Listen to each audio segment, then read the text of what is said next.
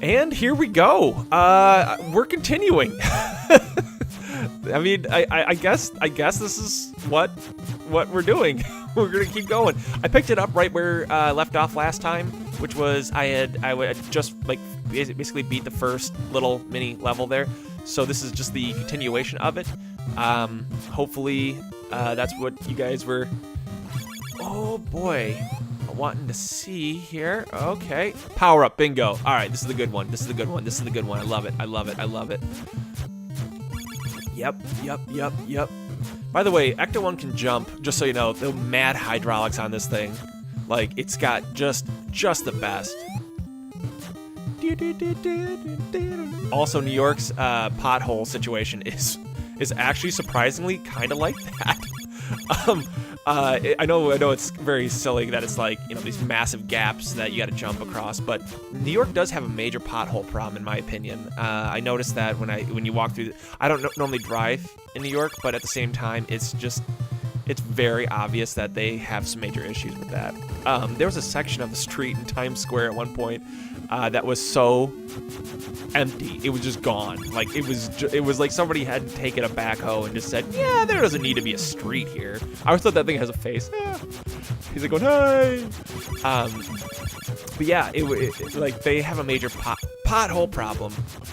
The only place that I would say that is always like very well maintained. I mean, there's a lot of places in New York that are very well maintained, but like in my personal opinion, my favorite place that's maintained is Rockefeller Center. I love Rockefeller Center. In New York, it's my favorite party place in all of New York, just because it's usually pretty busy. It's where the Today Show is filmed. It's where the Nintendo store is. That's the main reason why I love it. Yeah. It's where and when I go to the Nintendo store, it's so much fun to just go in. You can sit down and play. You can sit there and waste a whole day just playing games and checking out the new stuff they got. I could blow so much money in that store and not think twice about it. There's just so much cool stuff. Plus the people there are nice, and I don't mean like just like that like, oh hi, you're my customer nice. No, like I can honestly say that I've had really great interaction with the people who work there. They are wildly helpful. They're very knowledgeable, and like there's a guy there. His name's. Are you kidding? His name is also Brian, who he basically has every Pokemon on Earth in duplicates, and I don't mean like just, oh, he has a shiny Butterfree. Like, no, like he has like shiny Mews. Like he comes, like that's what he does all day. Is that when people come up to him, you know, if they start talking Pokemon, he's like, hey, you want to trade something? And you know, and people have just given cool stuff. He gets cool stuff in return, and he spreads the love. And he is the reason why, like, I have a shiny Mew. I have a shiny Mew thanks to him. I also have a shiny, what the hell is it? Genesect, which that alone was just so cool. He's like, you know, I'm like, he goes, hey man, do you want anything today? Because I see him, you know, whenever I'm there, more or less. And I go, oh man, you know, you don't have to give me anything. You know, there's no big deal. I go, I'll take, like, if you want to trade or something, I'll trade you anything. And I usually give him stuff that I've been breeding, like special stuff with breed moves that like four deep chains. You know what I mean? Like the ones that like take forever to do. And I breed a bunch of them, and then I'd give him a couple. And he's like, yeah, he goes, I'll take that here, and he just gives me a shiny Genesect. I'm like, are you kidding me? Like for a like cross chop Electivire? Like, are you kidding me right now? He's like, yeah, whatever, just, you know, no big.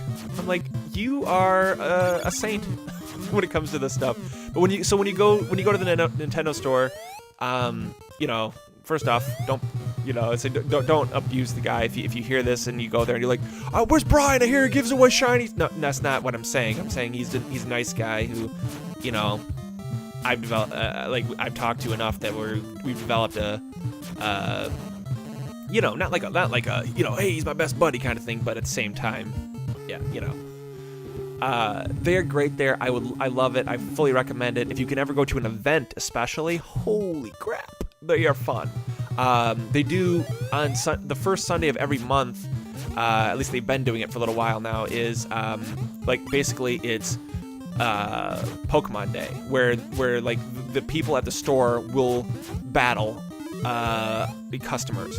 Like it's like their thing. Like they say, all right, so the first Sunday of every month, it's Pokemon Battle Day, and everybody comes in and they battle, and that's that. Oh my God! By the way, you see these little like roadblock things? If you run them over, they pop your tire and it counts as a hit.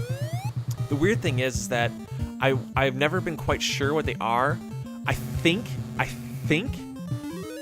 that they're supposed to be tombstones, but I'm not sure. Like, there's no like distinct way for me to. Oh my God! Please, just let me get through this. We're right at the end. This is it right here, and then I can go to the Statue of Liberty with 2 continues. Come on, please. Yes. We did it. Yes. Okay.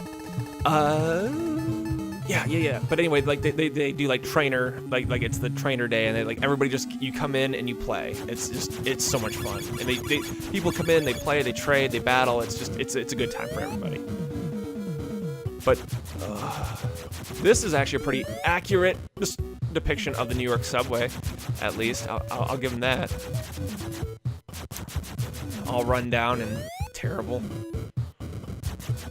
I shouldn't say terrible. New York subways aren't like the worst thing in the world. It's the me being a germaphobe is what gets me on it, because I'm not like, I don't like the fact that everything is dirty. Like, you touch anything in there and you're like, I have tetanus, or I have whatever, Ebola. You know, it's like every disease imaginable is living in. Where's that hand? Come on. Yeah.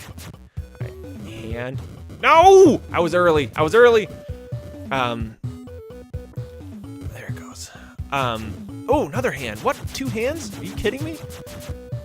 But anyway, it's just dirty, like, you know, like, and that's probably my OCD or whatever kicking in. But at the same time, it really feels as if like you touch one thing and you're like, I'm infected forever. Now, I had an idea to fix that, but nobody would want to fund my idea, so. My thought process was that if you took the subways and privatized them, meaning that like you give like say the F train. The F train is now owned by Coca-Cola. So Coca-Cola owns the F train, meaning that they can put on whatever they want on it. Like they can make the entire train look like a damn Coke can if they really want to, you know? But they're also responsible for keeping it clean. When you do that, you put that responsibility on a major corporation when their image is at stake, so to speak. It vastly ups your chances of the thing staying nice. Are you joking? Oh my God, they just dive bomb you. I don't even know what these are. Are they ghost planes? Are they ghosts? Are they like weird circling pieces of poop? Just unbelievable. Just dead every time. I hate this level so much. There's no level that's worse than this as far as like just frustration. That's not true. There's a lot of levels that are way worse than this. But in this particular game, the levels where you are in the Statue of Liberty are not fair to me. Like, these are the levels that make me just rage, because there's no way you can prepare for them. Unlike the rest of the game, where you can sit there and you can practice it over and over and over again. You get 2 times in the Statue of Liberty, and then if you don't, you lose, and you have to go all the way back to the beginning. All the way back. The worst part about it is that when you get to the part when you're in the city, as I said, that's a lot harder with the invisible enemies and the clouds and everything else that shoot the diagonal lightning, which you can't seem to quite dodge. That's the second to last level, essentially. After that, you literally just have to go through the museum with all 4 Ghostbusters, and it's over, and you win. And I cannot get past that part with enough lives to make it through the museum, because I've never practiced on the museum because it's the end game. So, anyway, All right, I think that's it, guys. I'm calling it. I appreciate you guys cheering me on and wanting me to keep trying and everything else, but we're gonna come back to it next year. Hopefully, by then I'll have figured it out. But until then, thank you very much.